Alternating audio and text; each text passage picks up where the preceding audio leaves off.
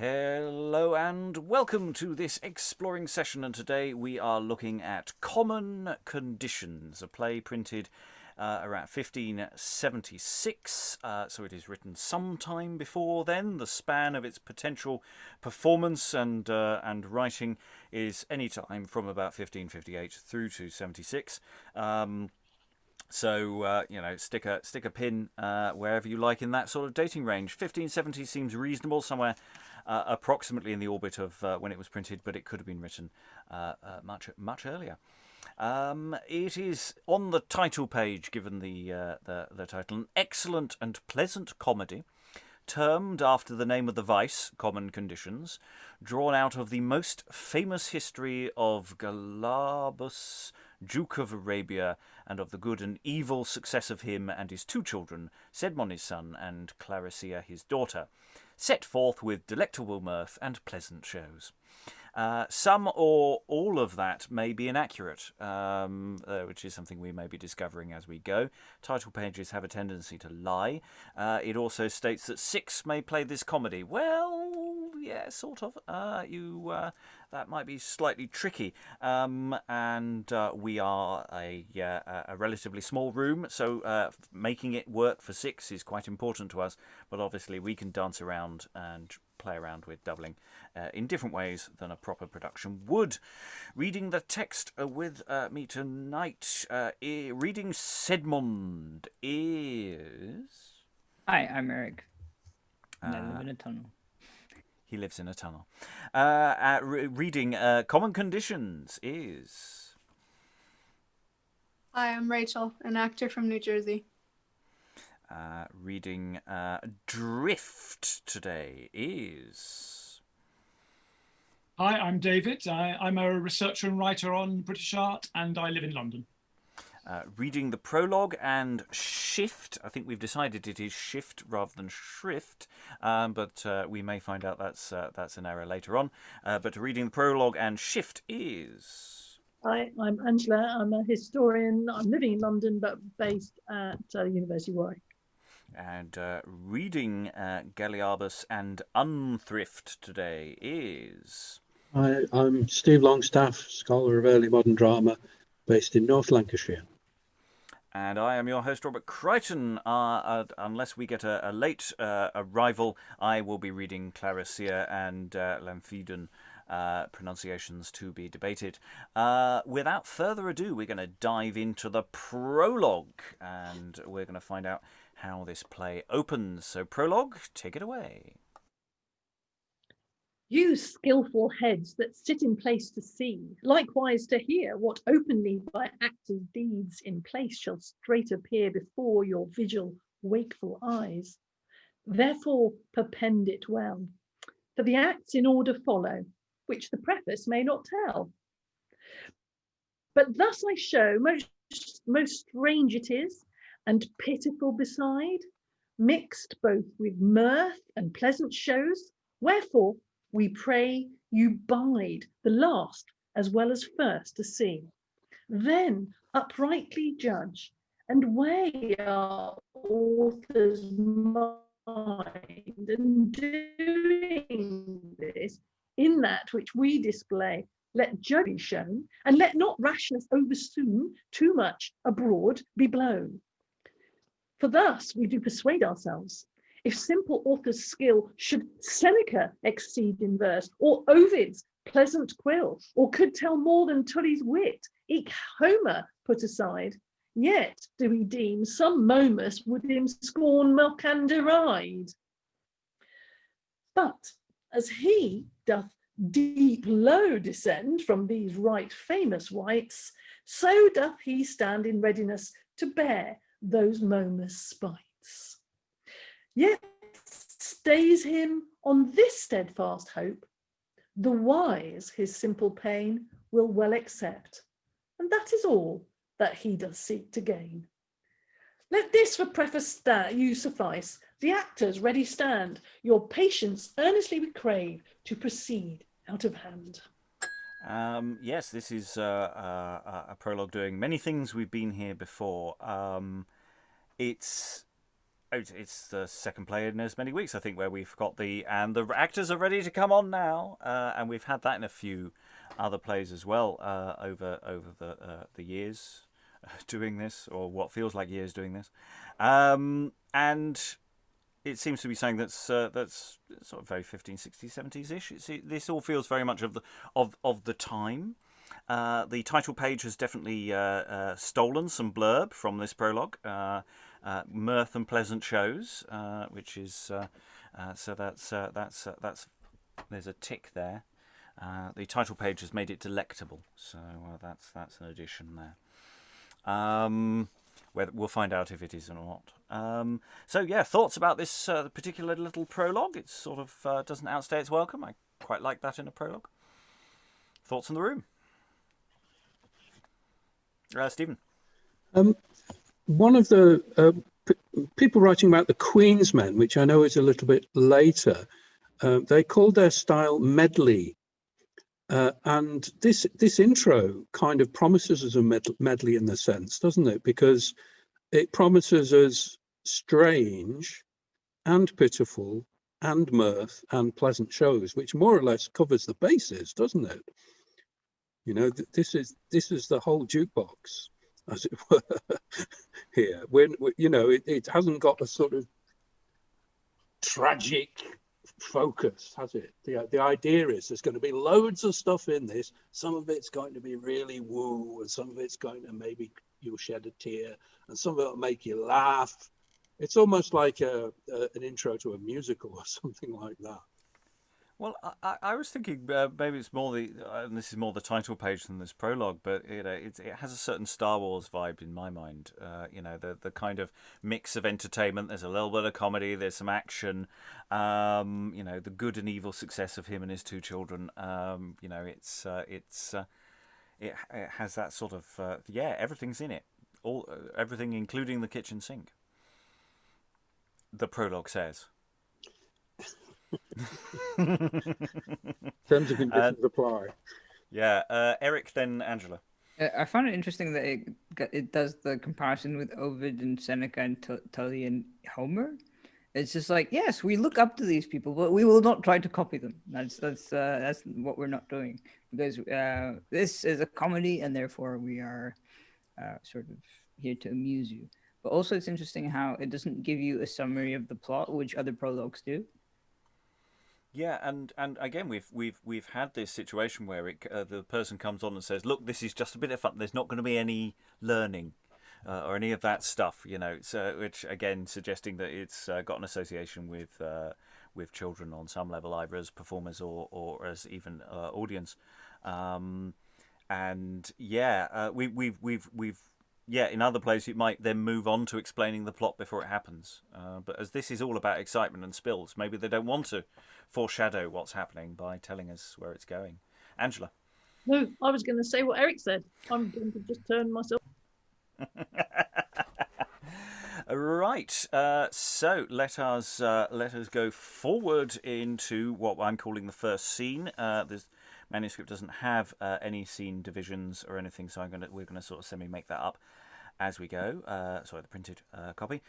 So I will be reading in Clarisia for this scene. Otherwise, it's Galiarbus and Sedmond.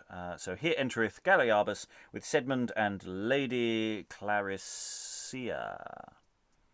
My children both, whose aged sire from native soil must pass, to lead his life in foreign lands, for in vain 'tis, alas, the crave of King Arabacchus, he in Arabia to remain, whereas your aged mother, she her corpse in earth hath lain. Such was the spite of parasites, so is Dame Fortune strange, that I from out Arabia must in other countries range. And this the last day is, you see, that I may here remain with you, my children, both, alas, which causeth me complain with treble care and pensiveness. Ah, all my only joy, the sight of you doth cause me now to wail with great annoy. And therefore, my son Sedmond, now on this my blessing here, I charge thee to remain for aye true to thy sister dear. Be thou a stay to her decay, a rock and fortress strong, and do not see her enemy to proffer her such wrong. Be thou her shield in town and field, her fence and only stay. Let not her foe procure her woe, I heartily thee pray. Be thou her friend unto the end, her faithful brother true, and grant that she remain with thee, lest doubtful cares ensue. Thus I, thy sire, of thee require, as duty doth thee bind, let nature rule thee to cherish her truly, and be to her most kind. Right loving sire, whose charge well weighed and lodged in my breast, whose mind as it did never swerve, but yielded to your hest. I am your Sedmond till I die, I am and will remain my sister's true and faithful friend, though I the death sustain. The charge that you have given me I shall be performed sure. The wight that doth my sister wrong, his death will I procure. And therefore, my sweet loving sire, for us take you no care. The gods we trust shall us defend and rid from out their snare. But my father, grant that I, thy Icarus may be, to wend and dwell in woods and caves, to live and die with thee. And grant, Galiarbus, my sweet sire, that I with thee may go, and not for to remain behind to wail with cares and woe. No, my children, do refrain, seem not to crave of me. Do not betake yourselves like case for banished wights to be. Though Minos he, that cruel king, did banish Daedalus, and though your father is like case by this king, our Bacchus, yet mote his Icarus remain in Crete quietly, where he did pass his days before he practised to fly. Wherefore, my children, cease your talk, do not your father grieve, and seem no more in any wise such question forth to mean. And now, farewell, your aged sire no longer may remain, for that he is cast into exile from you, his children twain. O father, sith you will depart from hence yourself alone, grant that I may demand of you but only question one. Crave what thou wilt, Clarisia, I grant whatso it be. Then, where you minced for to remain, good father, show to me. Where to remain, Clarisia, of truth I know not I. Then do thy children thee commend unto the heavens high, desiring them most entirely to shield thee from all woe, and be to thee assistance good, where thou dost ride or go. Farewell, farewell, my children twain, your sire must needs depart. Farewell, Farewell, O father, to thee again, again. the cause of this our This our smart. And there the father exits. Clarisia, sith fortune hath to us such lot assigned, in this our prime of years to part from parents both so kind, the one being bereft of life as was the god's decree, the other cast into exile, a banished knight to be, we must content ourselves with all, refraining wanted care, in hope the gods for us in time solve will soon prepare. Wherefore, sister Clarisia, let us again retire unto our father's mansion, place I heartily you desire, where we will live in quiet rest. Ha! Cruel words too soon expressed. Ha! Brother Sedmond, how can you live in quiet rest one day, and seeing thus our father dear banished from us away? Leave of this fond request of thine, let pity pierce thy heart, sith nature can thee not constrain to wail thy father's smart. What joy should I obtain, alas, if I a princess were, to see my father range abroad in countries strange for fear? Ha! Brother Sedmond, leave of this talk, and blot it out of mind, and be not found to father thine oblivious and unkind, but be thou still right sorrowful and pensive for his sake. Why, sister, what thought do you mean that you would have me take? The grief that I should take for him, I see it were in vain, and not force him to restore to native soil again. And therefore, my sweet sister, dear, refrain once more from talk. And come, let us retire with speed. Let us straight home go walk. And let us wail no more, I pray. And before we get to some additional wailing or the entrance of another character, I think there's a point to pause and just take stock. So father, son, and daughter separated as father is going into banishment. Son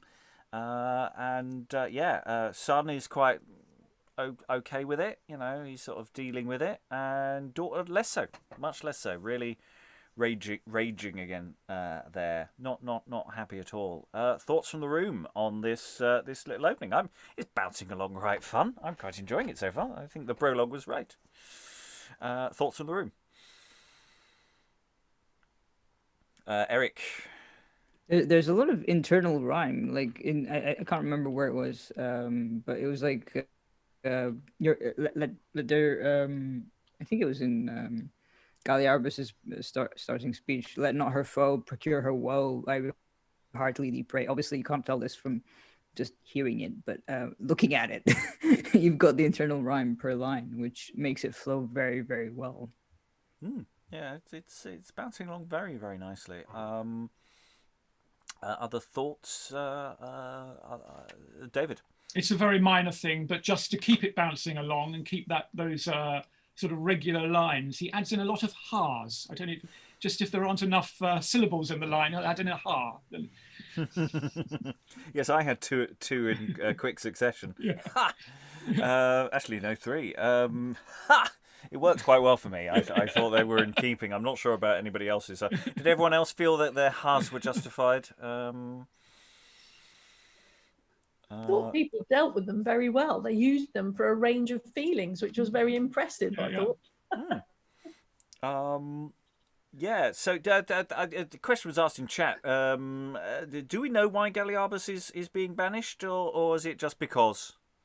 Because that's the story. Because our Bacchus. You owe him money or something. Doesn't matter, does it? Obviously. Well, as we go on, we'll find out it's because... there's future plot later on, is there? Indeed, yeah. Someone's read ahead. Yeah. Other thoughts before we all move on, as it were?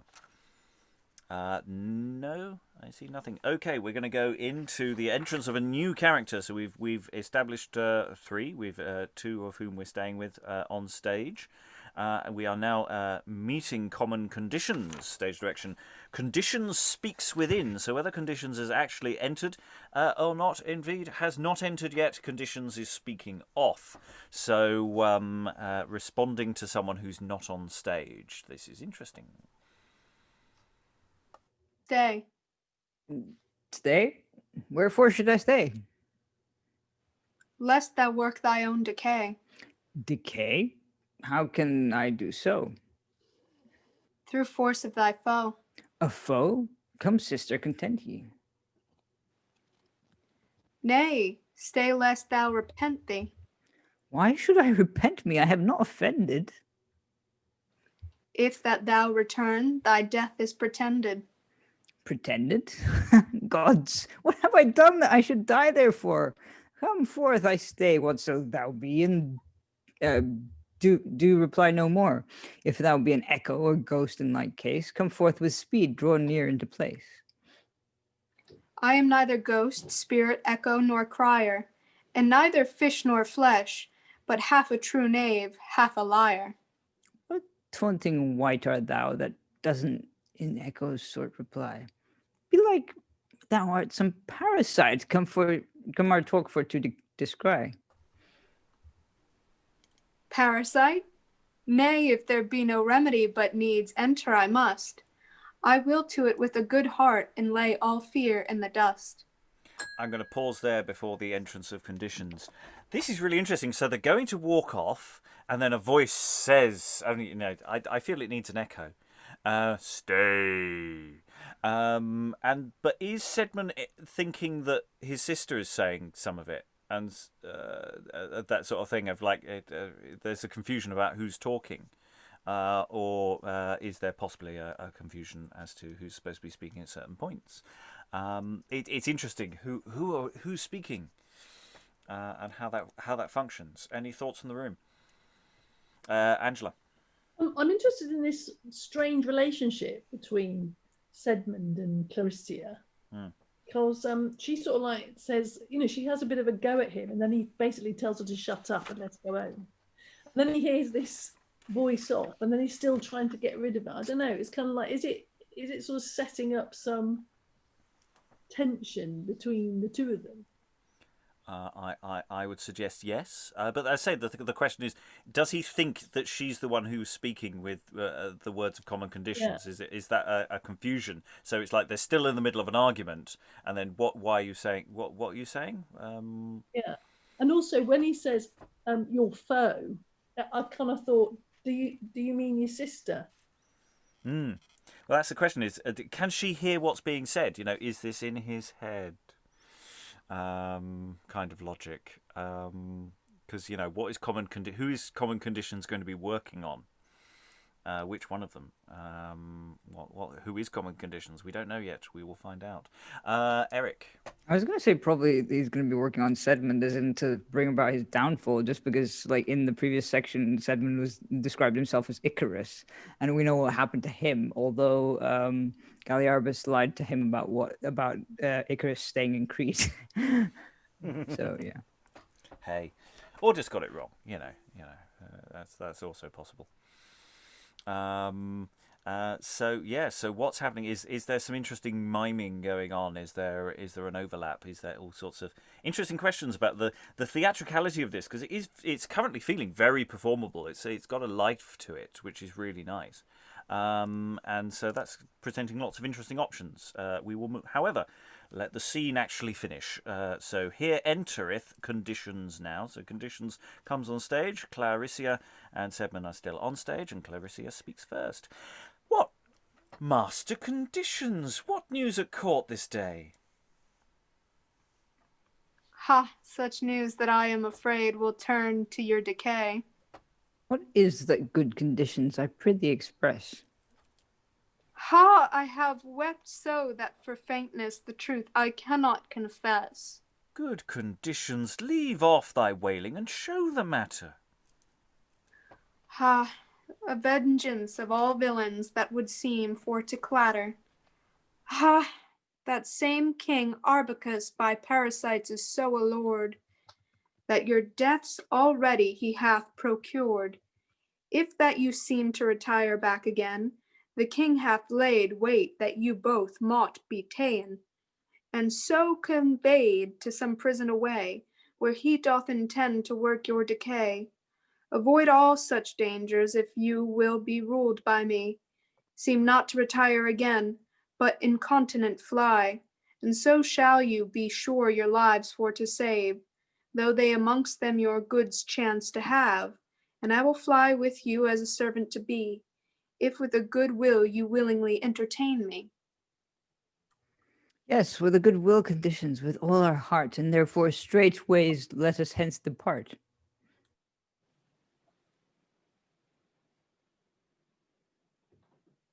Ha! Cruel king Arbicus, thou, tiger, fierce, untame, that first our father's banishment procuredst for to frame, and that thou art not pleased with all, but seekest our decay. Woe worth the time I first was born to see this dismal day. Even as the wolf or tiger fierce doth seek the lamb to kill, so seekest thou both day and night our innocent blood to spill. Ha! Thou that banished hast our sire for no offence at all, but through thy flattering parasites hath wrought his end and fall. A double woe remain to thee. Cruel king unkind, grant Priam's state to be his state, that such days he may find. And farewell now Arabia's soil, farewell our native land, farewell all pomp and pleasure eke, for we have ta'en in hand to fly from you. We forced our for safeguard of our lives to range in countries strange abroad, where fortune forth us drives. Clarisia, leave of your plaints and ruthful griefs of mine, and come, let us go range abroad our father for to find, that we may have his company in this our banishment. Proceed you when you please, to follow you I am content. And come, Conditions, wend with us, thy company let us have. And we exit, leaving Conditions with the audience. Keep on your way, madame. You need it not to crave. Ha ha, Conditions. You there are two sorts of conditions, as I guess. For there are good and evil conditions, the truth to confess. And to which of these twain think you disposed am I? If I should say to good conditions, you would reply, on the contrary side. If I should say to evil I did cleave, then every jack would thrust me out of doors straight by the sleeve. And therefore, for my own advantage, believe me, you may. As near as I can, I'll use a mediocrity by the way. And mediocrity is my name through conditions they may call near kind to Dame Fortune to raise and to let fall. As for experience, it was my chance to bless one the other day, and within 2 days after he was hanged out of the way. But to show you the chief cause now wherefore and why, this knight with his family are fain for to fly, I will. There are certain parasites haunting the court night and day, with whom this knight, Galiarbus, could never away. He these parasites pursued through his outward appearance, which caused them to hate him, and thereon wrought his grievance. For why they accused him of treason to Arbicus the king, reporting him to be one that sought the realm's undoing, the which he never went about, but took still great pain, in King Arbicus' behalf the realm to maintain. But I am the arrantest villain that you shall find or see, for the banishment of Galiarbus was all long of me. For secretly I set me a parasite him to accuse, that he the commonwealth sought to abuse. Now had I told the king before, how and in what sort, the accusation being read, that he would report. Then stepped I to Galiarbus, and rounded him in the ear, saying if he would put the matter into my hands, he need not fear. Now he being contented, I went to the king by and by, and bid him ask if he were so content, and he answered I. Thinking the king asked him if he would that I in place should answer against his accusers in this case. But I had told the king such a tale in his behalf before, that in faith he need not many accusers more, and so upon his one answer he was condemned to die. Then I, like a crafty knave, stepped forth by and by, desiring the king not to put him to death out of hand, but for so small offence to banish him the land. The knight, hearing me to spake so in his cause, took me for his special friend without farther pause, and thereon the king appointed him a day by and by to depart the land, but taken after that day he should die. Now the king on the other side, perusing my crafty fetch, if he could have taken me, I know that I should stretch. And so in faith there is no more coming to the court for me. But how say you? Have not I devised well to have company? For the king thought as much of these as of his death, I am sure. But only to have their company this I did procure. Tush! This is but a piece of my conditions, by the way. But by your leave I will use a mediocrity, whosoever says nay. Well, there is no remedy. I must after their company to have, for I am sure that is all that they seem for to crave. And with a evil flourish and a boo hiss, exit common conditions. Or good conditions, as people keep saying at this stage. Mediocrity is your name, really, deep down. You're full of mediocrity, but you managed to do it. You did all the bad things, made all these things happen. But you've told the brother and sister you're in danger, but only I will save you. Look at me as savior. So we've got some mock tears as conditions enters, Stephen's thrown in the chat. Yes, it was ambidexter in Cambyses mock cries. There are others as well. The mock crying as a thing. A very demonstratively fake kind of crying that a clown part might do. And of course, this clown storytelling from conditions here of the backstory. This is how it all happened. Stephen. Sorry, I was waving at Lindsay. She was leaving. Yes, we have a lurking Lindsay for the viewers at home. Who's no longer lurking. So there are no more lurkings occurring. Other actual thoughts, Stephen? This is an actual thought. So mediocrity, I'm think probably just means something in the middle, doesn't it? So it's this kind of third way. It says, well, if I told you I was good, you wouldn't believe me. If I told you I was bad, then you'd kick me out. So I'm not going to go for either of those. I'm going to be in the middle, and that's mediocrity. And that you can call me mediocrity. So it's one of those words I think that's kind of changed its meaning. Mm. Yes. I'm not good. I'm not evil, but I'm somewhere in between. It does a little tap dance. Which again has a connection with the sort of idea of ambidexter as well, actually, in Cambyses, actually, that someone who will go from one side to the other. So there is an interesting similarity there. I like that. David.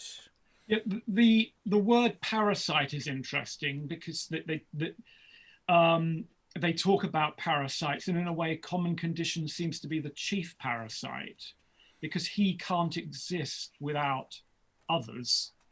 So rather than in most of these kind of narratives, you'd rather expect that the person who's said something bad about Galiarbus and has got them all banished would then make the best of that by staying at court and filling Galiarbus's position or whatever. But rather than doing that, he latches on to the people that have been banished and has to stick with them as if he can't survive on his own. Eric. What I found interesting was the sort of before the entrance of conditions, not before the entrance, before the long speech, where you've got Clarisia going, "Cruel king, our backest thou," and then Sedmond is completely sort of complacent almost, which is a very interesting switch compared. Usually you get the other way around for gendered roles. It's interesting. He does keep telling his sister to calm down and be shush. So there's something about that, that there's a sort of excess between the two. That one's a bit too calm and another one's a little too excessive, or at least that's perhaps where the play is pushing us. Angela. Well, that was really interesting what you said then. So that mediocrity is kind of sitting in the middle of these two extremes. So I'm not sure I've completely understood. This is very basic. Am I right in thinking then that Conditions has been banished himself because the king has found out what he did? That is what it says, isn't it? So in fact, the two children needn't run away at all. Is that what it said? Rachael.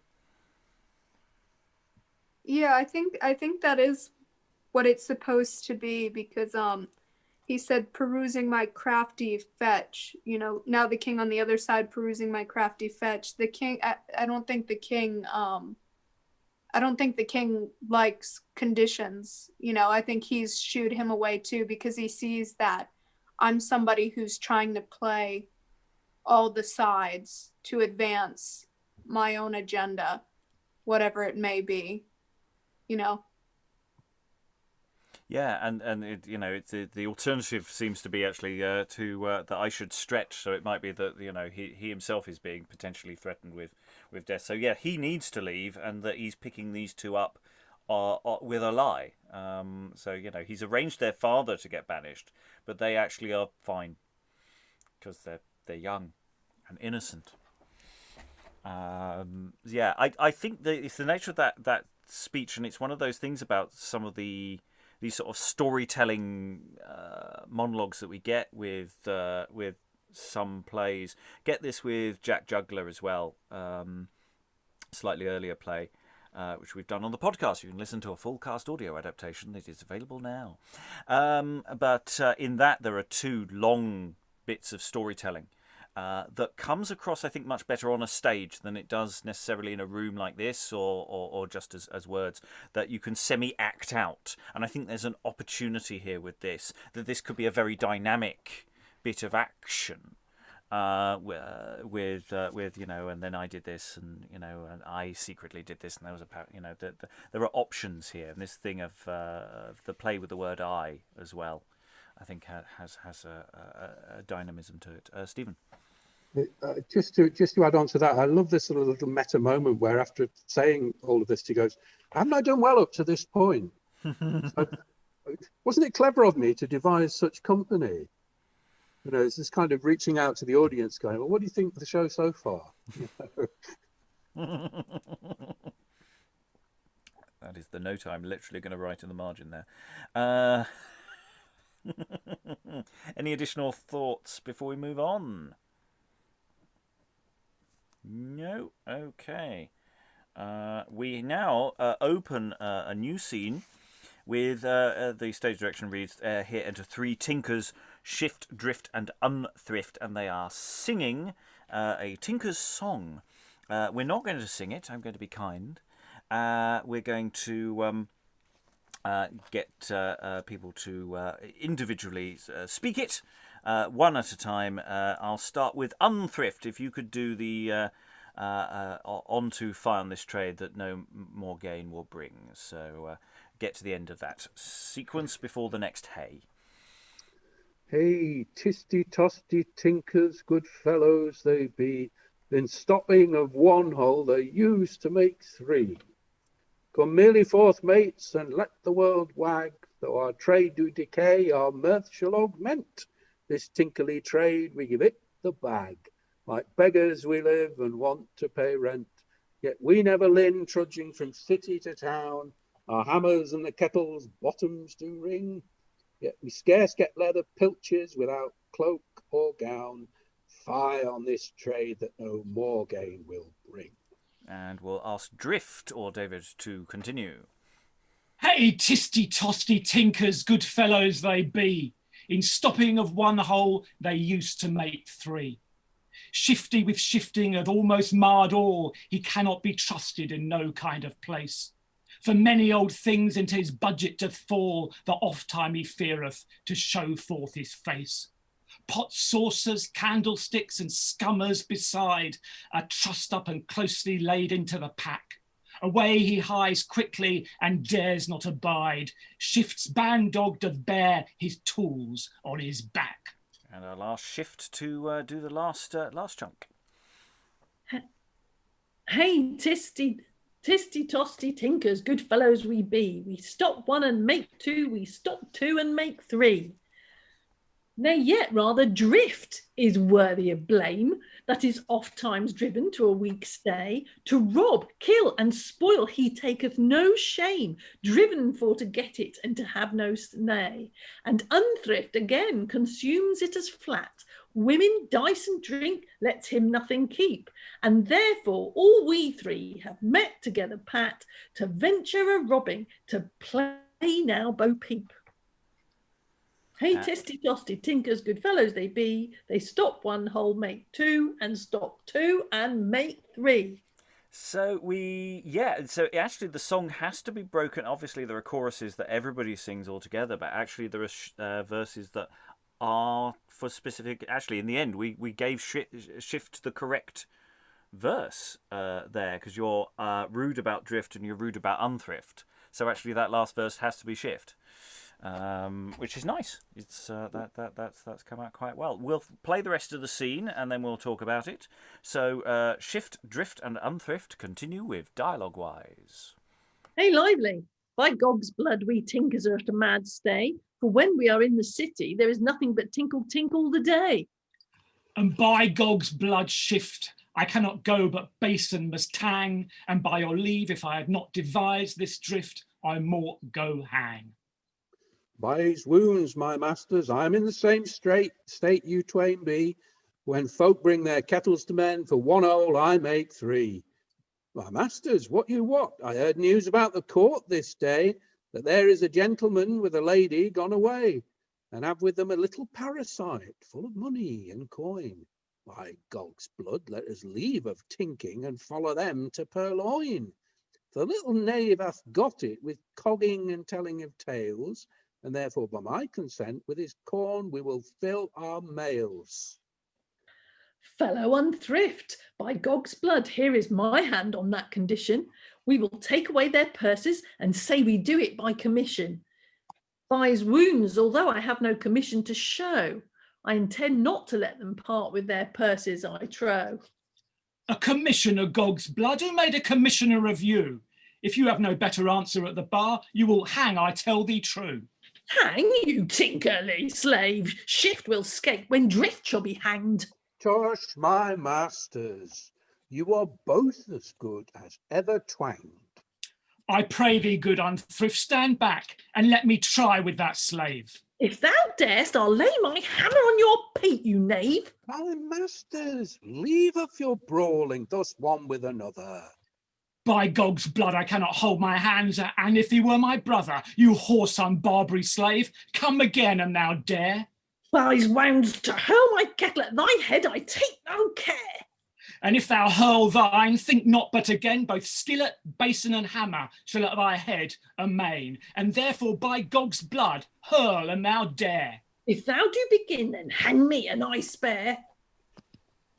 Well, now my masters to it, with a good will and never care. Yes, and the question of where the stage direction lives, somewhere around here, there is the fight. Is this before or after this is going on? And I will play on my kettle as though I were a drummer. Stay, no more brawling now one with another.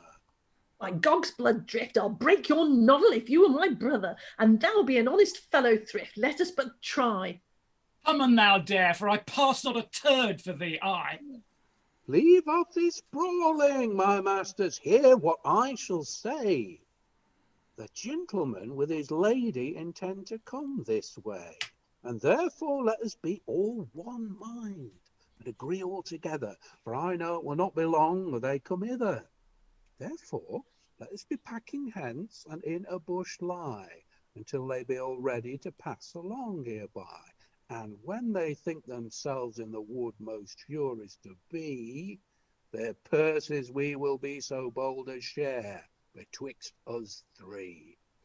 Now say you, my masters, how like you this device? By Gog's blood, fellow Thrift, thou art excellent wise.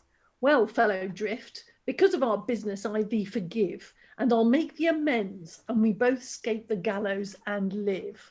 Shift, this is your knavery. If you break one's head with a pan, you will give him a plaster to heal it again if you can. Well, here is my hand. I forgive thee with all my heart. Well, come on then, incontinent, let us from hence depart. And they all exit. So, yes, we have sort of conventional business from vice-like characters going back many decades. So reprobates come on and immediately start fighting. That's just one of those things that happens.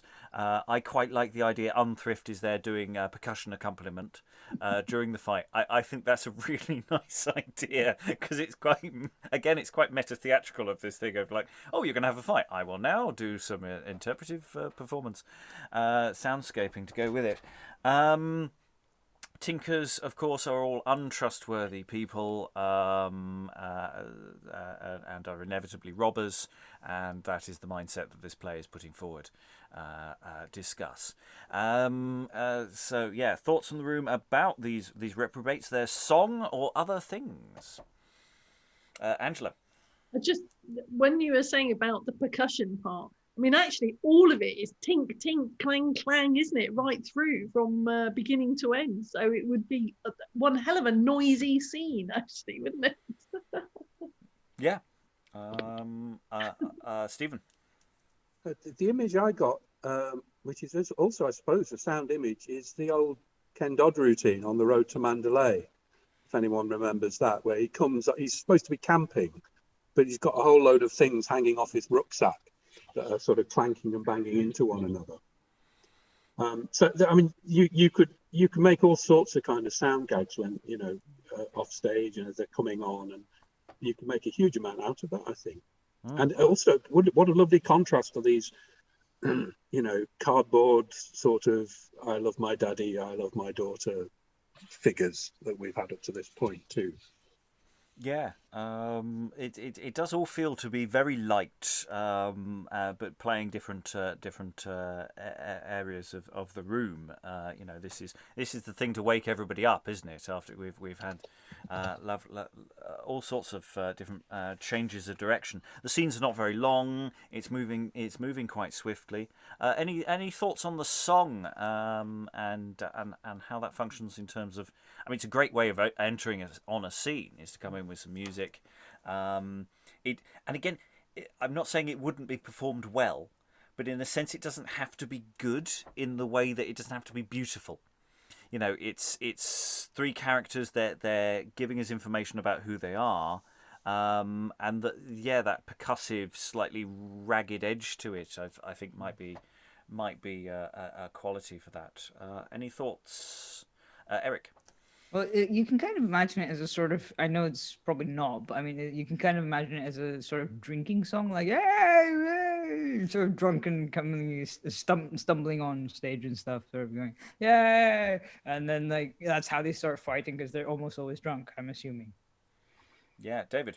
Yeah, you might actually hear them before you see them, as if they're already singing before they come on. And I think well, like a lot of people selling things, the sort of, they all had their songs, didn't they? So I think particularly sort of traveling salesmen.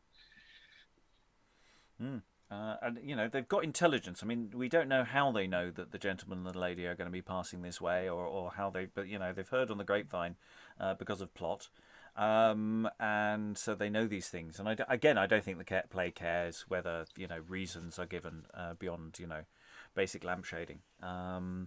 And yeah, they're planning a robbery. So all sorts of bad things could be happening there. Additional thoughts, Eric? Well, it's also interesting that it starts off as like comedy, and you think that it's irrelevant to the A plot, but then it sort of links back to the A plot, which other things have not done, as like places that we've looked at. Yes, some plays integrate their plots better than others. This one will be integrating A and B plot. You could argue this is just a branch of the A plot because it's going to intersect very, very quickly. Just a moment, in fact. Any additional thoughts on that before we move forward? No, okay. I'm calling this scene 3 because it seems to be a third scene. So here enter Sedmond with Clarisia and conditions out of the wood. We're coming out of the woods, people. The silly traveler that is attacked through wearied toil and forced through mere necessity to trace from native soil, though wearied at his journey's end with painful travel past, is glad in his heart he hath attained his journey's end at last. So we, being possessed now with wearied toil-like case, must live in hope, while travel past to find a resting place. Wherefore, good sister, be of cheer, cast care from out your mind, and live in hope, all sorrows past our Father out to find. You see the chirping birds begins you melody make, but you ungrateful unto them their pleasant voice forsake. You see the nightingale also with sweet and pleasant lay, sound forth her voice in chirping wise to banish care away. You see Dame Tellus, she with mantle fresh and green, for to display everywhere most comely to be seen. You see Dame Flora, she with flowers fresh and gay, both here and there and everywhere her banners to display. Wherefore, good sister, cast off care, abject this grief of mind, and hope the gods for this our sore resolve no doubt will find. Brother Sedmond, the traveller deserveth place of rest, in that he have taken to have such pains as you before expressed. But, brother, we are no travellers that useth day by day to range abroad to foreign lands to trace the beaten way. We are constrained through very force to fly from native soil. We are compelled through cruelty to undertake this toil. The traveller may keep the way that likes him best to go. We are constrained to shroud ourselves in woods for fear of foe. Then, brother, tell me whether he or we do take most pain, considering when he may please, he may return to home again. You say the nightingale also with sweet and pleasant lay doth sound her notes in chirping wise to banish care away. What pleasure may we take in her, or in Queen Flora she? What pleasure in Dame Tellus eke think you for us to be? No, good brother Sedmond, their pleasant noise they make would rather cause me, as I am, all pleasure to forsake. What pleasure should we take, brother, if all the birds in field were pleasant here at instance now their harmony to yield? Their pleasant voice renews my care, their sweet melodious sound doth cause me now with trickling tears in sorrows to abound. For thinking on the pleasures now that erst in time we had, doth cause me now to pine for woe where heart would have me glad. And therefore, brother, leave off talk, in vain you seem to prate. Not all the talk you utter can my sorrows can abate. From such vain allegations, good brother, seem to stay. Nay, noble gentleman, under your correction, if I may, I have a word or two with your sister by the way. How say you, Lady Clarisia? Are you like case contented? Conditions, if thou speak thy mind, it shall not be repented. Then in your quarrel against your brother I mind to break, so that with licensed gentlemen you will give me leave to speak. With a good will conditions, speak forth what is thy mind. Then in faith I pay some home anon in their right kind. It is given to women to be obscure and full of simpriety, by the way. Proffer them the thing they most desire, they would it deny. They are so full of slights and fetches that scarce the fox he, and every point with women may scarce compared be. For when men pray that they will deny, or when men most desire, then mark me a woman, she is soonest stirred unto ire.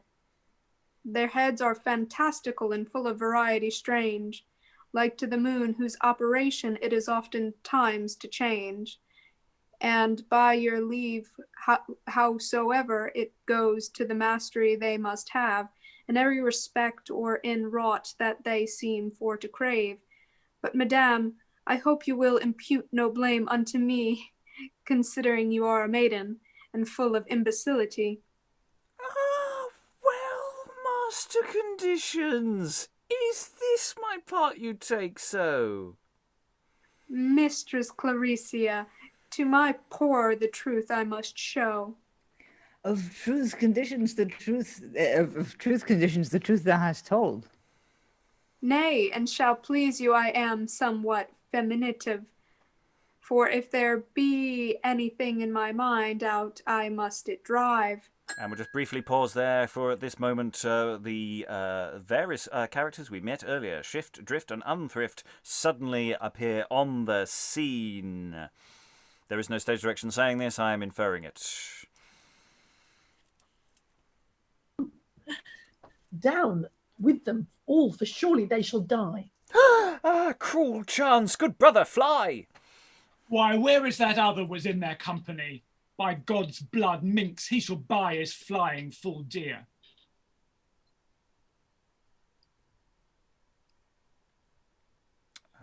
Unthrift. Unmuted. And in faith, you weasel-faced knave, ere you part from hence, I'll be so bold as dive in your pocket to share out your pence. Nay, gentlemen tinkers, be good unto us twain. Make an end. Take away all they have, I say once again. Oh, cruel, luckless chance, alas, our fortune, thou unsure, that canst in turning of thy wheels still cause us to endure such changed heaps of woes, alas, as tongue cannot express. For why I see in vain it is, as now to seek redress. Wherefore, you cruel tyrants three, dispatch my life in haste. For why I joy no longer life, such heaps of grief I taste. Tush, dispatch, and when you have done, bind her fast to this tree, lest when that we are gone, she make an uproar, and we pursued be. Come on, lady, fast to this tree we intend you to bind, and with your own handkerchief your eyes we will blind. Oh, i' faith, minx, you are fast now for scaping away. Oh, a woe be to the time when first I saw this luckless day. Why, what shall we do with him? By God's blood, I cannot devise, except we should set him to keep crows and pick out both his eyes. Ah, of all loves, have compassion on me, and serve me not so. Hear ye? An you cannot tell what to do with me, then let me go. The devil a penny have I, and you will hang me on this tree. God's blood, and well said, for he hath read his own destiny. Ha! Will you let me go? In good faith, thank you, I do. Nay, stay a while, we tell thee not so, for thou art like now to hang on this tree. Ha! And there be no remedy but hanged I must be? One of you hang before to show how well it will become me. To hang thee, or such as thou art, we think it but a sport. Cast not away a proper young man in such a kind of sort. Tush, dispatch, and hang him straight out of the way. Ha, good gentleman tinker, I beseech you now stay. What mean you by his wounds I have bewrayed myself out of cry? Whether thou hast or hast not, thou shalt surely die. Ha! And there be no remedy but that needs hang I must. Give me the halter, I'll to it myself, and lay all care in the dust. No, I'm sure thou meanest not to hang without help of a friend. It's not as good to hang myself as another hail the end. By God's blood, my masters, and he will, we are all content. For then in time for hanging him we need not repent. Well, Drift, give the halter unto the elf. Ha! Was there ever little knave driven to hang himself? Nay, I must also request your aid to help me into the tree. Nay, if thou lack any help, then hang us all three. So law now dispatch, and with speed make an end. What to do? Marry, to hang thyself. Nay, by your leave, that is more than I do intend. I am sure thou intendest not to serve us in such sort. Were not he mad, would hang himself to show three tinkerers sport. Why, I'm sure to serve us so thou dost not intend. A mad fool he were, would desperately die, and never did offend. By Gog's blood, I'll tear him down, or else I'll lease my life. Back again, or I'll be so bold as pare your nails with my knife. Hey, look, my masters, the slave looks like an owl in a tree. Nay, he looks like a crafty knave, believe me. By Gog's blood, shift, he looks like a madge howlet, as thou said. By the mass, if I had my bow and bolt, here he should be paid. Halloo, halloo, halloo, how? Yes, and howleth into the tree, I think is what it said. Holloweth in the tree. So hallooeth into the tree. I don't know, are you hallooing or are you doing owl impressions? We'll discuss later. Well, what does that mean, to hollow in the tree? What do I mean, Mary, to have more company come to me? By God's blood, my masters, we were not best longer here to stay. I think there never was such a crafty knave before this day. And they exit. Are they all gone? Ha ha ha. Will fare old Shift at a need. By his wounds, had I not devised this, I had hanged indeed. Tinkers, quoth you, tink me no tinks, I'll meddle with thee no more. I think was never knave so used by a company of tinkers before. By your leave, I'll be so bold as to look about me and spy, lest any knaves for my coming down in ambush do lie. By your license, I mind not to preach longer in this tree. My tinkerling slaves are packed hence as far as I may see. Ha, my good mistress Clarisia, I am sorry to see you at this stay. I will unbind you that we may in all the haste trudge away. And lady, it is not best for us in Arabia longer to tarry, seeing that fortune in every respect against us still doth vary. For seeing we are so nigh the sea that we may pass in one day, clean over the sea to Phrygia, I would not wish we stay. Whereas now your good father, Sir Galiarbus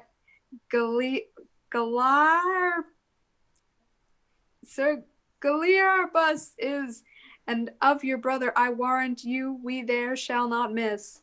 Well, sith needs we must, I am content to fortune's beck to bow. Who shows herself an enemy to me, poor wretches now? Wherefore, adieu, Arabia soil, farewell, my brother dear. It bootless is, I see, as now in woods to seek thee here. Well, lady, without any further talk, let us away. Proceed, conditions. I mind not here in danger long to stay. And they exit, end scene. So, yeah, I say our cruel chance, good brother, fly, and the bugger does. There's no stage direction in the script stating it, but yeah, he doesn't even wait. Sedmond is off and out of it really super fast. So yeah, a lot happens in this scene. We've got the sort of Sedmond's. I really like Sedmond's. Look at the pretty flowers. Look at the bird. Listen to the birds. And I'm just going, just sod off. You and your never-ending, unrelenting cheerfulness. Can you not match your mood vaguely to the appropriateness of our situation, man? I'm really feeling for Clarisia. Hello, clouds. Hello, sky. And then I get tied to a sodding tree. I mean, it's... Second tree tying for this day, actually, I have to say. This wasn't planned, but we actually had someone getting tied to a tree in sacrifice, in a slightly different sense. Yeah, so that's good coincidence. I like that. And then we get this hanging business with conditions and what precisely... You know, he offers to hang himself, but what does he actually do in the tree? Does he just climb up so that they can't get at him? And then howl into the hollow for help, and they get scared? I mean, David? They call him an elf, and I did read somewhere that he probably would have been played by quite a small actor. So, yeah, I mean, which would make it easier, I guess, for him to sort of climb up and out of their reach. My feeling about this scene, the relationship between the three tinkers and common conditions is it reminds me very strongly of Chaucer's The Pardoner's Tale. You know, with the three sots and death, and obviously conditions doesn't kill them, but you know, he gets his one over them, really. Yeah, so he gets yeah, they calling him help. Yeah, the idea that this is the if this is a group of boys, then this is probably the littlest boy, or if it's a company, small company, then maybe they have a small boy or a smaller boy to be this kind of figure. Who knows? Angela. Well, I mean, one of the things says that he's perch rather than preach in the tree, and then refers to him as Madge Howlett. And that's an owl. I mean, we assume that's an owl, but I've actually come across Madge Howlett a bit later in the 17th century, and it seems to have some sort of evil connotations. I don't know if anybody can illuminate on that, because I didn't get very far with working out what it was supposed to mean. But it's interesting with the helloing, whether or not that is owl noises, and that they're frightening in some way. I don't know. Although he's saying, I'm just making a noise, I'm calling people to come. David? I can only say that I'd read that Madge Howlett was supposed to be a barn owl, but whether that had specifically evil connotations, I'm not sure. Yeah, I'm not sure. It does ring a bell. I think we've had it somewhere else as well. That might be difficult for me to do a search on it, depending on the spelling. But yeah, I'll see if we've come across anything like that before. Well, it might be in something we've looked at before, even if it's only in passing. So that might be something I may be able to come back to at the end of the session. Give me 5 minutes while somebody else is reading. So this maybe he leans into it and starts doing some sort of weird demonic owl impression. I certainly think that would be a good performing option. Again, I really like the performability of this. There's a lot of action, lots of business. He's and. So it's not so much that there's a hollow in the tree or anything. He's just howling in the tree. He's climbed up. They can't reach him. He's got the rope. They can't. And then he sort of semi-scares. Yes. Other thoughts? Eric? I thought at the beginning that, what do you call it? That Sedmond was older, but then it's as the story progresses, I'm starting to think that he's younger than Clarisia, in the way that like Orestes is younger than Electra.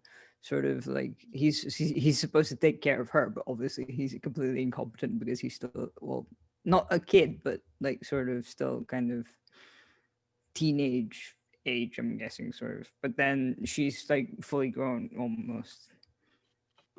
I think. I don't know.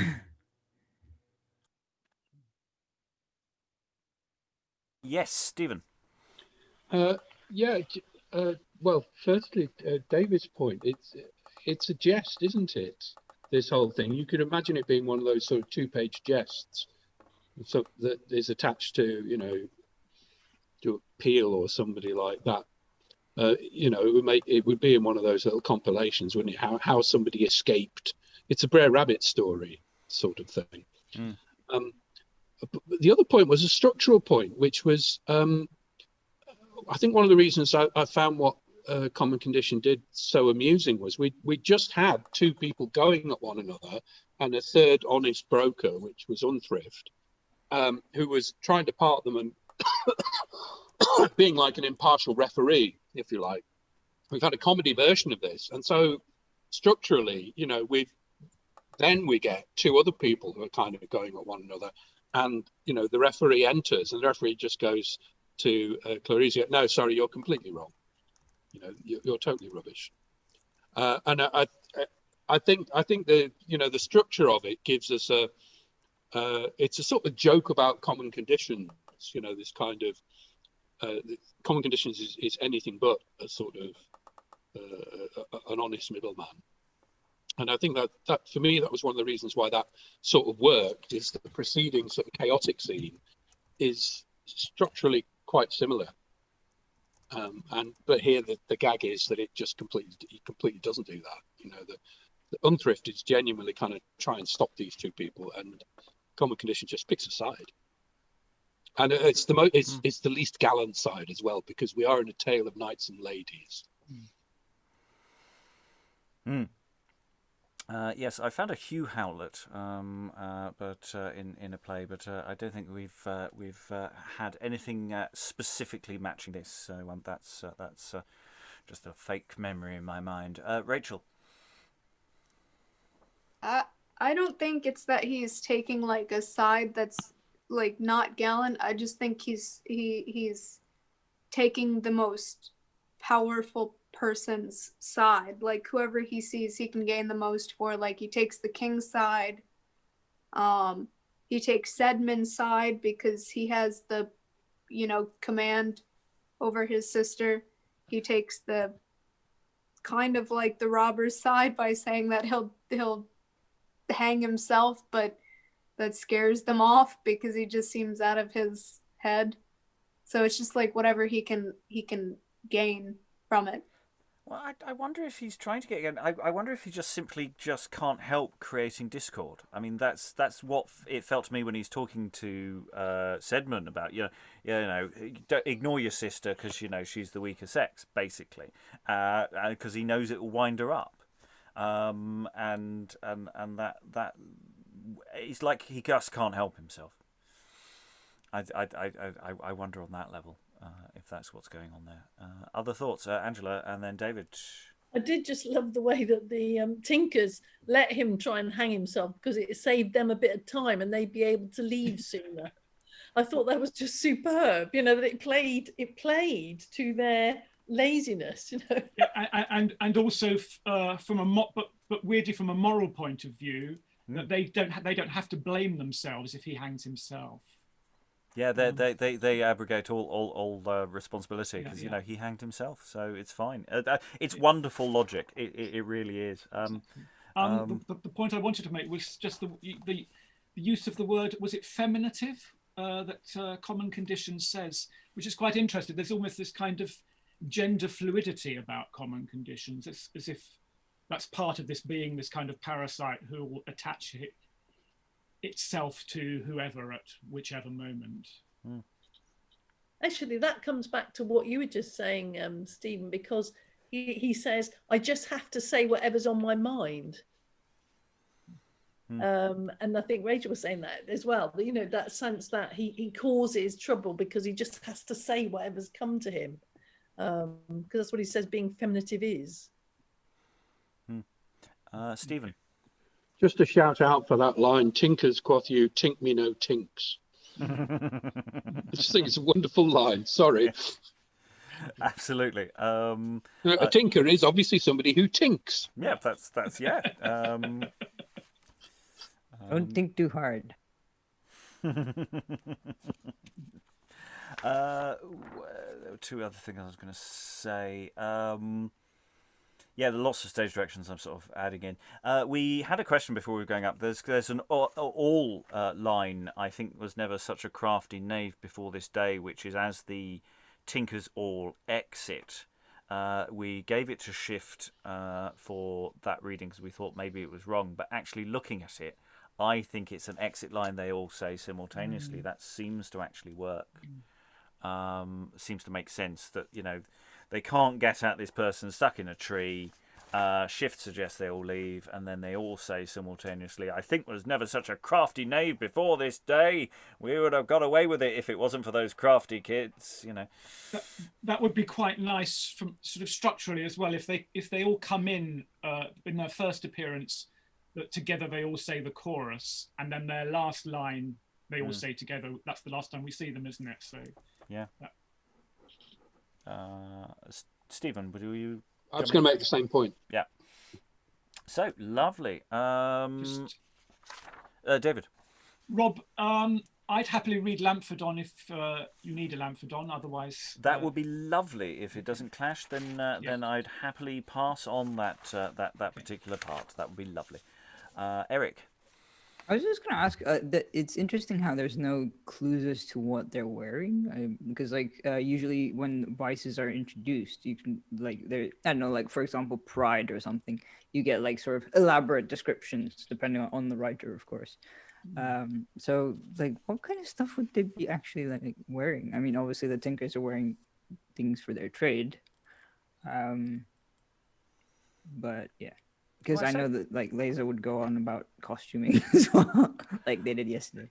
Well, yeah, I mean, it's one of those things we're getting towards this sort of later kind of play that's dealing with vices, but dealing with some earlier hang-ups, as it were. So it's we've got a mix here of this one strictly speaking allegorical character, of conditions, and then everybody else, by and large, is a person. Yes, they're called Shrift, Drift, and Unthrift, but they're tinkers. They are people in that sense, and everybody else is just people. So I wonder, I wonder about that, whether there's as much as that necessary at this time. That isn't to say he isn't elaborately costumed in various ways. I don't know. Thoughts in the room on that? I could just be talking nonsense. These things do happen more often than people sometimes pick up on. Okay, we're going to move into what I'm calling Scene 4. It's got a lovely stage direction. Here entereth Sedmond wailing. So I think we can work on the assumption. I think you exited wailing, and I suspect you should now re-enter wailing. Define how you're going to wail. I don't know if this is sad cry wailing or whether it's just a kind of wail. I don't know. There she blows. Yeah, let's see how it goes. The white that had a jewel fair, and by misfortune strange, through negligence hath lost the same as he abroad did range. The jewel being none of his, but one that was his friend, who did the same betake to him from losses to defend. Now being lost, through negligence of him that kept the same, what double grief, think you, doth he within his breast of still frame? My sister, she the jewel is, whom father gave to me, for it to preserve from cruel foe, within my guard to be. But I, alas, through negligence have lost my sister dear, through cruel tyrants' furious force within this forest here. But my sister, is this thy chance that fortune hath assigned? Must thou, alas, to rapine yield? Must not thou now rest behind? Why did I take to flight the corpses that lives in thrall? Why did I not with thee like case unto their clutches fall? Would God's Lucina she with sharpened crooked crabbed knife? When first I came into this world, had I end my vital life? But sith it was not destiny, nor yet the God's decree. With this most wretched state, alas, I must contented be. But farewell now, my course is brave, a trap to the ground. Farewell, adieu, or all pleasure eke, with comely hawk and hound. Farewell, ye nobles all, farewell, each martial knight. Farewell, ye famous ladies all, in whom I did delight. Adieu, my native soil. Adieu, our Bacchus king. Adieu, each white and martial knight. Adieu, each living thing. Adieu, my woeful sire and sister in like case, whom never I shall see again, in each other to embrace. For now I will betake myself a wandering knight to be into some strange and foreign land, their comely guys to see. And Sedmond, having finally got with the programme of being a bit sad, exits, going into Scene 5, or what I'm calling Scene 5. Here entereth Galiarbus out of Phrygia. Who can but smile and laugh to see the state of fortune, she who can devise in rightest wise to yield due praise to thee?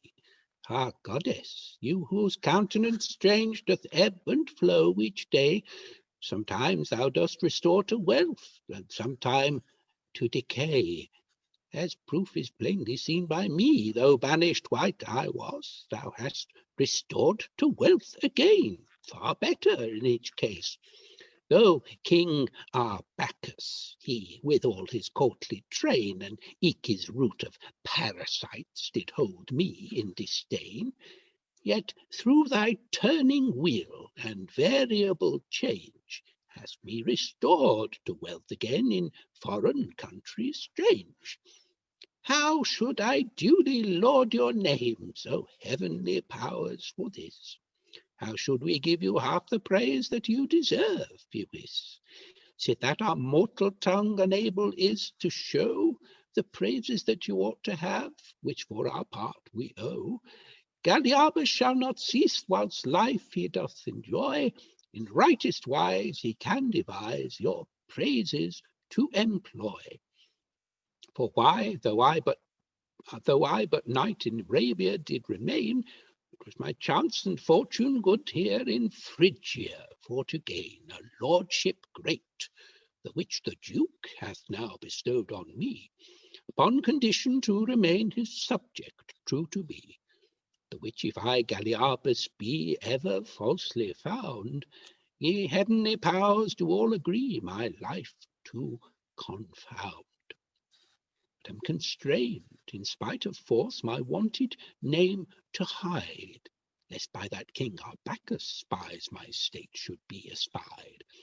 But ha, Galiarbus, in this thy joy, what sorrows doth abound, what sudden griefs attach thy mind, what care thy heart doth wound?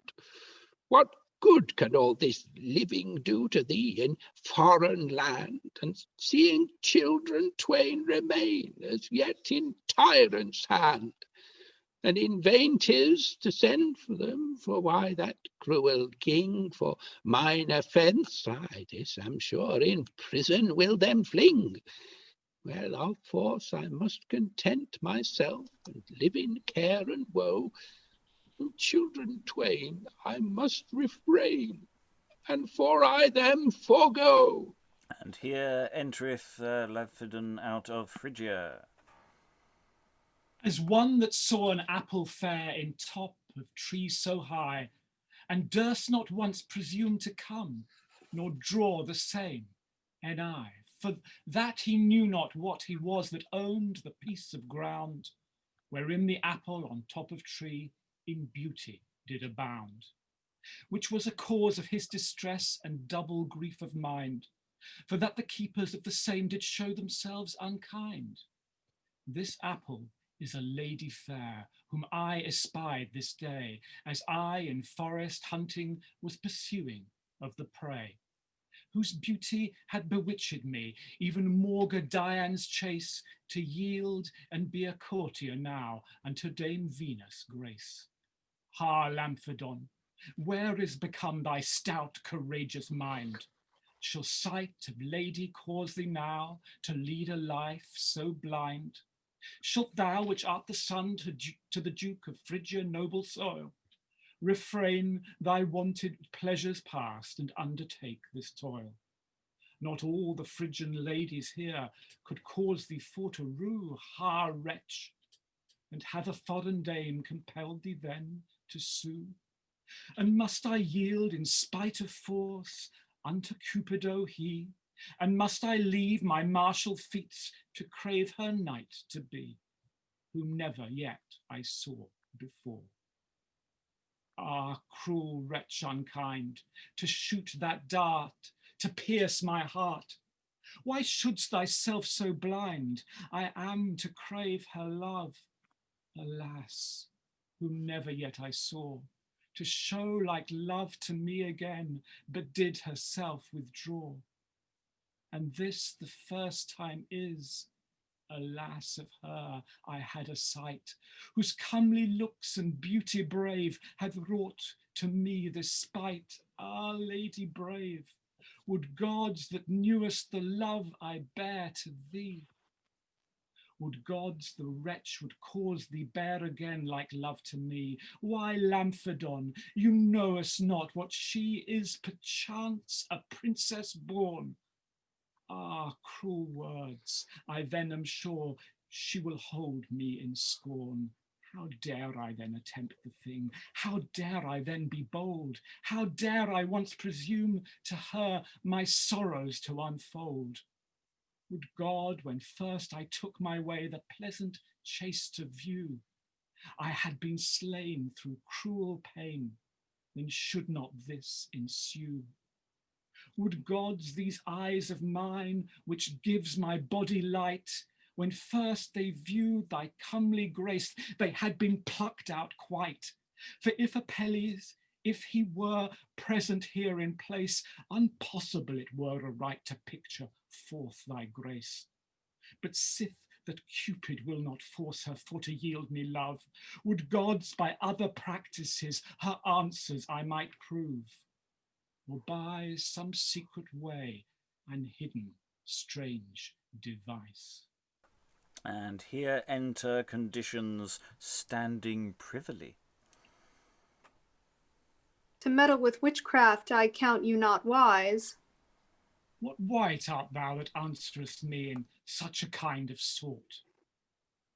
It is hard winning of the city without scaling the fort. Scaling the fort, I go not about the city to win.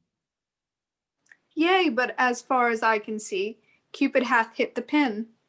What wight art thou that in such sort dost seem to reply? He that is by Cupid possessed of force must sorrow try. I hear a voice correcting, yet no living wight I see. He that trusts to a broken bough may hap to fall from the tree. Ha, wretch, whatso thou be, I would I had thee here. In vain 'tis when the dogs are weary to wish after the deer. Nay, sure wretch, if I had thee here, thou forcest me to do it. Nay, with a good will I beseech you spare not go to it. But if I should stir ever a foot from this place, he might soon spy me, and then after me would he apace. There is no remedy but to him I must, and banish fear away. For in vain it is from hence to depart, or the fool to play. Ha, noble gentleman, God save your life, forever to remain. Welcome, my friend, didst thou reply when I did late complain? No, gentlemen, I am no such fellow as you take me for.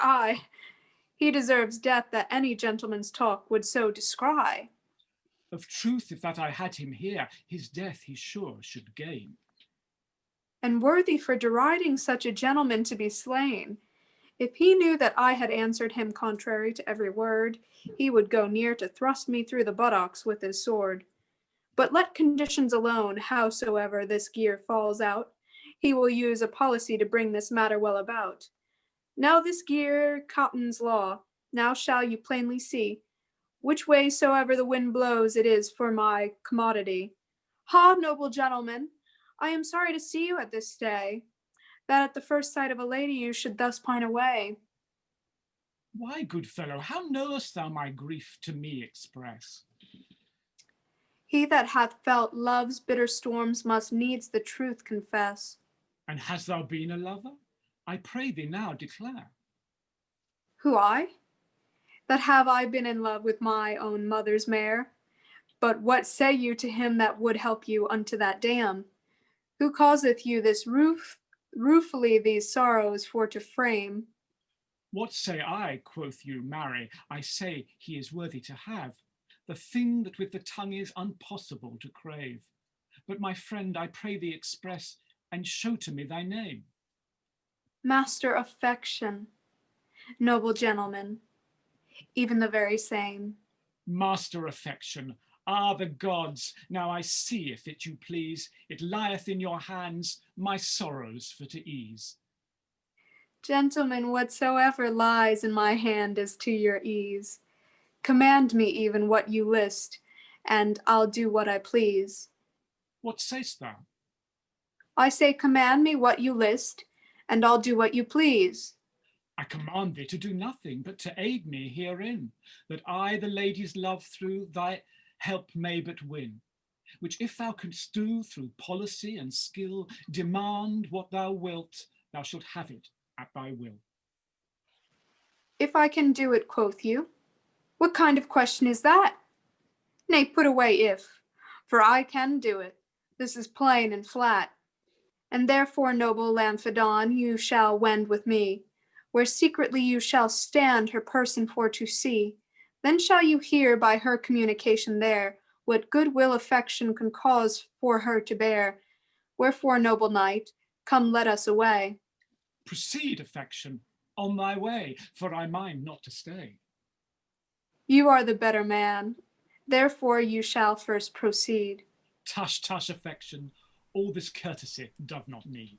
And he exits, leaving conditions alone.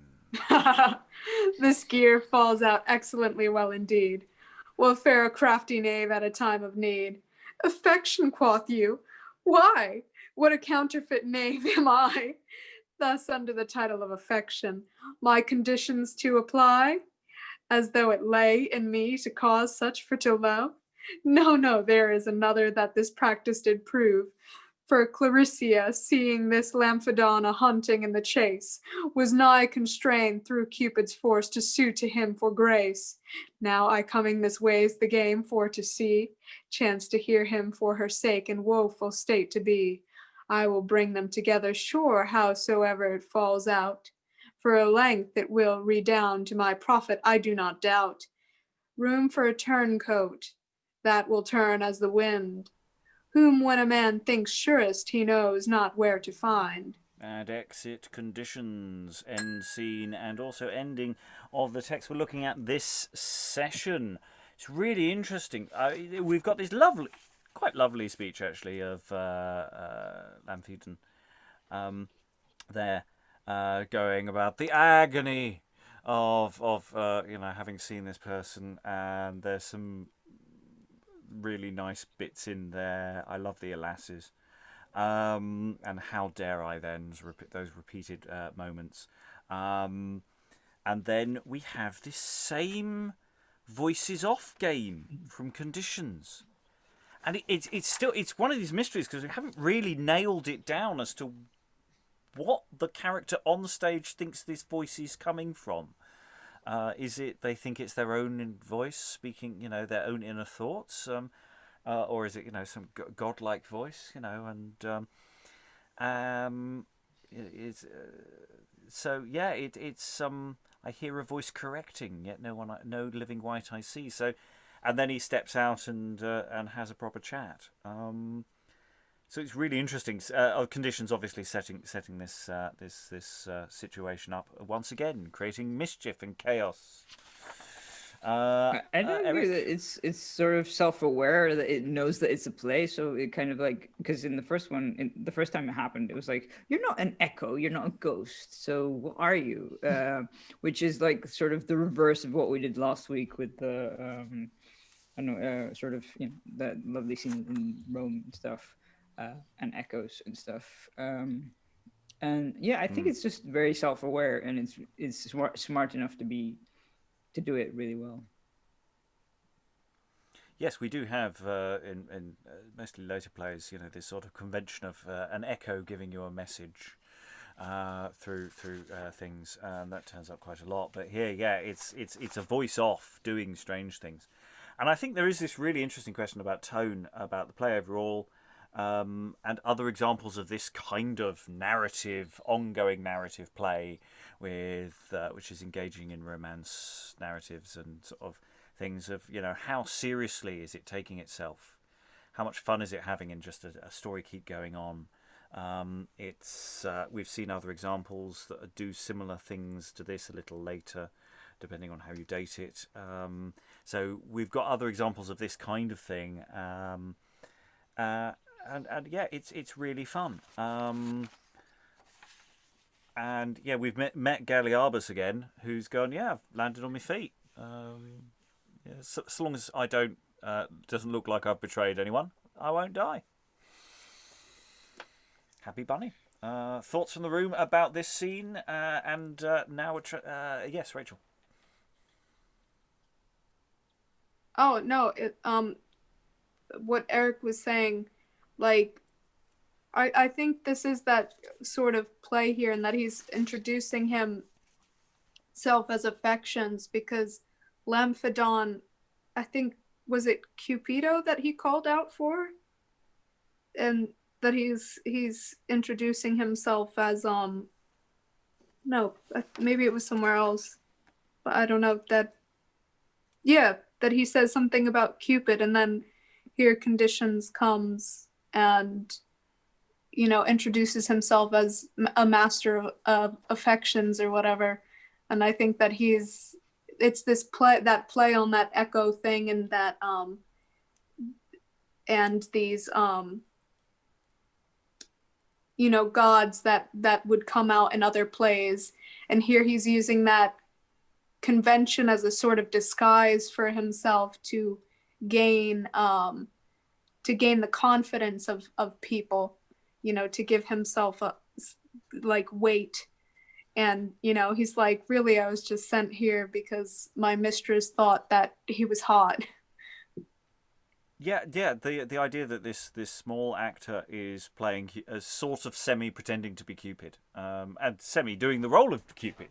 He's in theory arranging a match here. So yeah, that works really well. Really like that. Eric. Well, also, it's that thing that David was saying earlier, where conditions is sort of latching on to different characters, and each new character that is introduced sort of gets the sort of latched onto. Lovely. Okay, Stephen.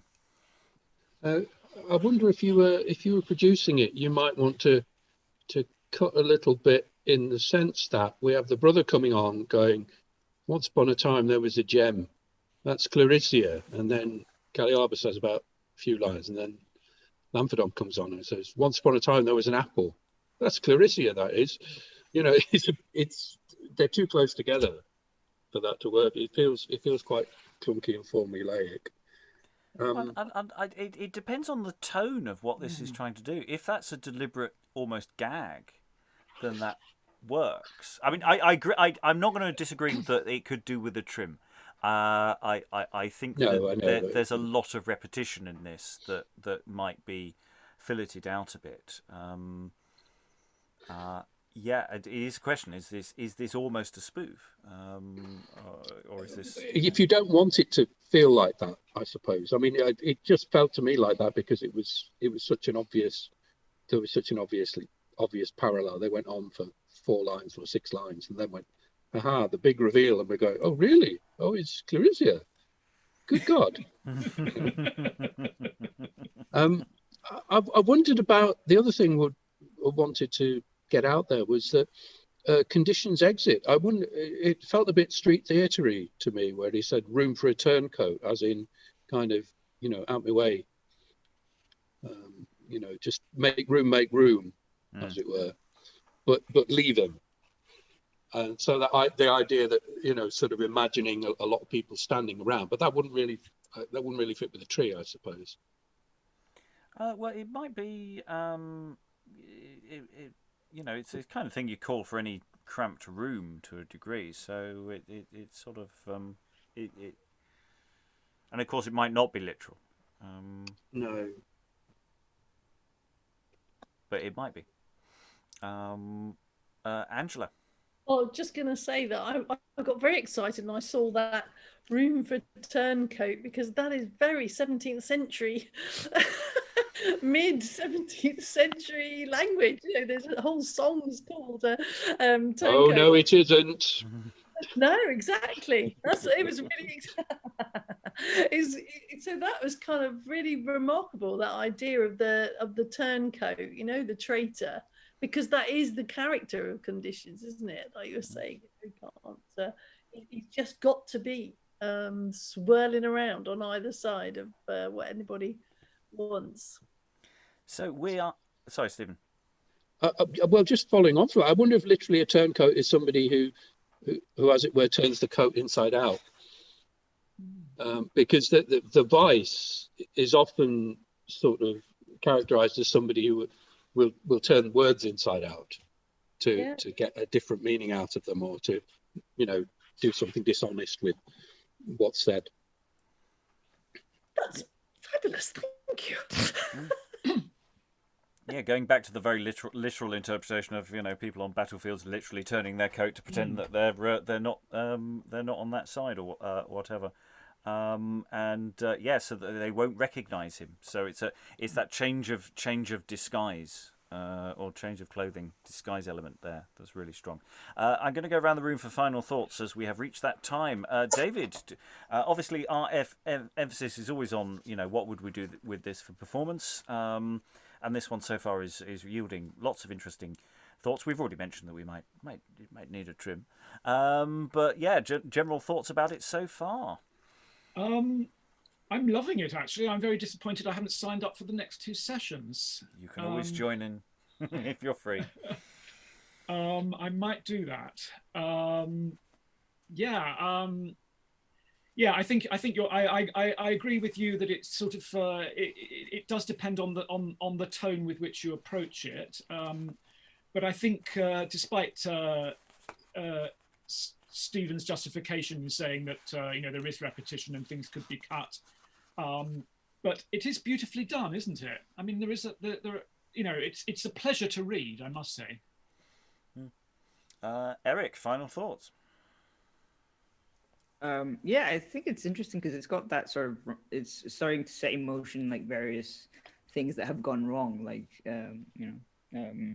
sister separated from brother, sister falls in love presumably in the next few scenes, I'm guessing, and sort of what's gonna and conditions is always the sort of common factor to all this sort of chaos that's happening. It just looks like a lot of fun. And probably some tragedy along the way, but I'm not sure. I'm sure it's going to be a roller coaster. Yeah, totally. But like in terms of staging, I think it could be very modern, like with the voices off and the voice, like that. It doesn't seem like something that is like, it's not a voice of God where you kind of have that sort of booming voice. It's just sort of, oh, who was that? I think that was a voice. Someone's heard me, kind of like thing. I don't know. It's just a strange element to have in a play. Rachael, final thoughts? I like it so far. I mean, it's so over the top, in every which way. I guess you could cut some stuff from those parts where it just goes Sedmond and then I can't pronounce his name at all, Galiarbus and Lamphedon, but I think that's also part of like you could cut it for a little bit, but I also think that's part of like the over the topness, just Sedmond coming out and sniveling over not doing the one thing he was told to do, and then Galiarbus being really loyal to the last king, and then so quickly becoming loyal to somebody else, and then just Lamphedon just meeting a guy coming out of the woods and trusting him after he's been insulted by the same guy. Yeah, it's I like it. Yeah, it's one of those categories when we're talking about what is the tone of this thing of I don't think it wants to be an out and out spoof in the way the word I used earlier.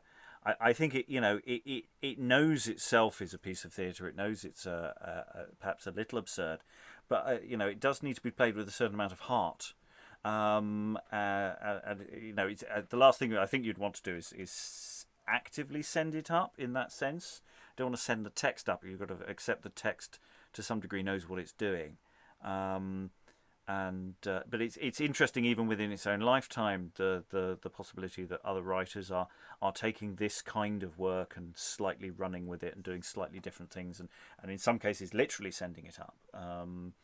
Playwrights 10 years, 20 years down the line are going to be doing stuff to this kind of material. So it's a really interesting question of how you balance it.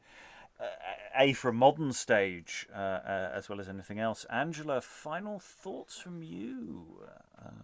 I find it incredibly engaging. I mean, it's just, I love all the the comedy of the extreme emotions and the sound. This has been the first one. There's been real sound effects, and characters that go with it.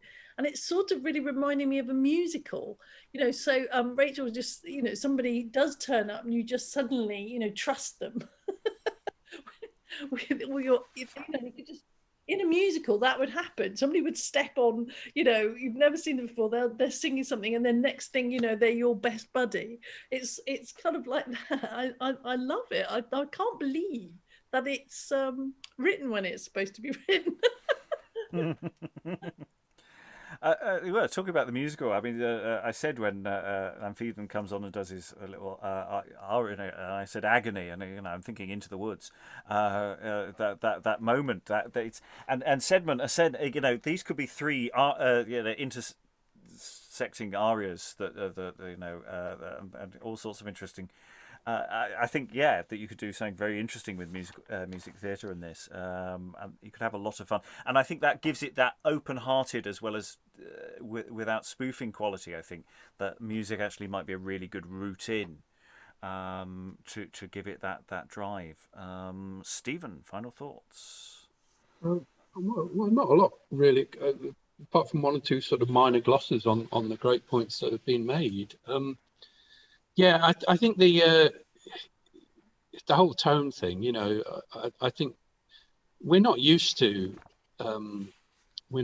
kind of serious plots in the way that this is a serious plot, but the musical thing just makes so much sense to me, and it makes sense of the way that it's kind of, you know, it's a sort of 14ery thing, so it's kind of verse, but the language is really accessible. You know, it's such a rhythmic piece, isn't it? So that really works incredibly well for me. I think theatrically, again, this has been said, you know, the set pieces theatrically are the sort of kind of comic ones, aren't they? And you can't sort of send up the serious stuff because the comic things depend on the contrast, I think, with the serious stuff. So you do have to play it straight. And it's Conditions is fascinating, I think, because it's not the kind of, at the moment anyway, it's more a kind of mischief maker, you know, sort of chaotic neutral, as it were. You know, we've seen vices who are sort of lawful evil, sorry, this is all Dungeons. Lawful evil and chaotic evil vices. This is a chaotic neutral vice, if you like. It's just kind of like, the middle name is random. It's like, well, okay, what shall I do now? Well, what my one, you know, at the top of my hierarchy of needs is to attach myself to somebody who I can do stuff to. And that's it. That's my meat and drink. And so I really hope that Conditions can keep this up, because it's absolutely fascinating. I think, you know, I'm going to close on the prologue. We have 2 more sessions on this play to go, and it'll be very interesting to see what happens narratively with this. But I just on those questions of tone and what we do with this, I mean, the prologue is giving us clues. Most strange it is and pitiful to decide, mixed with mirth and pleasant shows. It is doing all the things. And it's going to change direction, I think, and does change direction frequently. And I think myself reading Clarisia, actually the way you can work that verse, you can lean heavily into it and make it land like very obvious verse, but actually you can just let it come out in a much more dialogue-y, performative, but more naturalistic-y kind of way. It's a lot more versatile than it looks, as Stephen was hinting earlier. So I really enjoyed reading that part, and I think most people enjoyed reading the various parts they had. If you'd like something quite similar, possibly earlier, possibly later, certainly revived later, we can definitely recommend on the YouTube channel Clarisia and Clymaides, which does similar things to this in a much perhaps broader sense of playing around with the genre. So that's a really fun play that we still haven't got around to returning to. So definitely can recommend, if you've enjoyed this, obviously finish watching the videos of this. But Clarisia and Clymaides is a great one, and also The Old Wives' Tale, which is much more an out-and-out spoof further down the line. We have done a fair amount of work on that on the YouTube channel. You can have a little look at those. Other plays are available. All that remains is to thank all these wonderful readers tonight for all their time. Thank Helen Good for preparing the script, and goodbye.